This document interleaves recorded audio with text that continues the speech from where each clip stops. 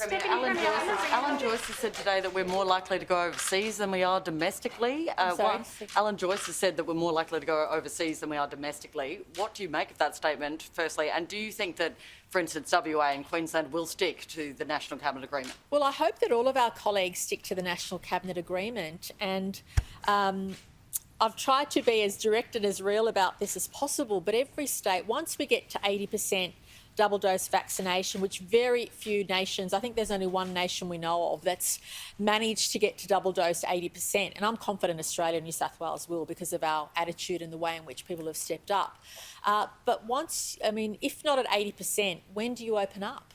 When do you say enough? We have to let ourselves in a managed way. And remember, even at 80% double dose, we'll still have rules in place. We'll still have restrictions in place, but it'll be nothing like what we're living through now.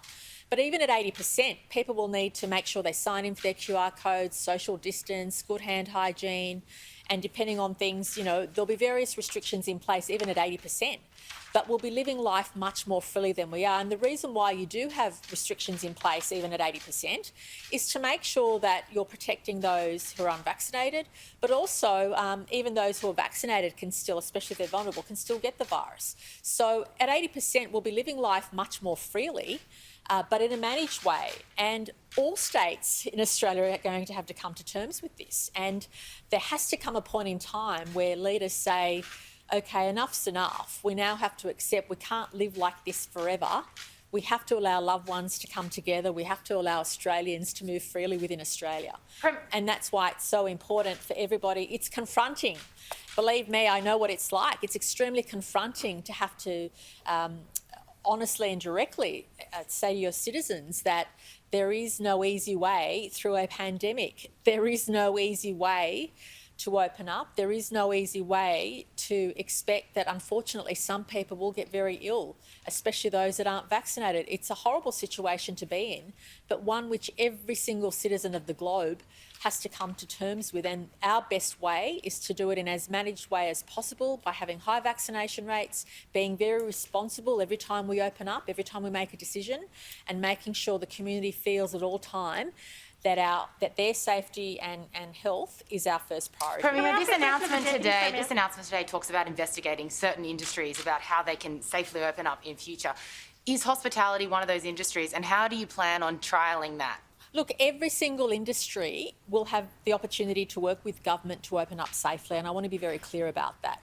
We're not going to, and that is one of the reasons why we wanted to do all the industries together, to say that every industry has the opportunity in a COVID-safe way, with the restrictions that we'll have in place at the time, to offer vaccinated citizens opportunities to use their services. And I want to be very clear about that. At 70% double dose, it will be vaccinated people that will have those extra freedoms.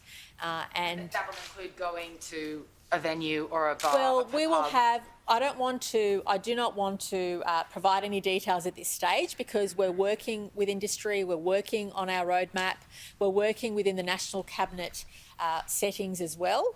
So I just want to be very clear that as soon as the New South Wales Government has confirmed which industries will be able to open up to some extent from the 70% double dose in a safe way, we'll of course let the community know.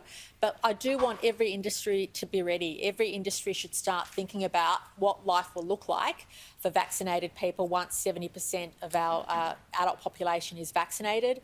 And we're looking forward to starting and continuing some of those discussions that have started.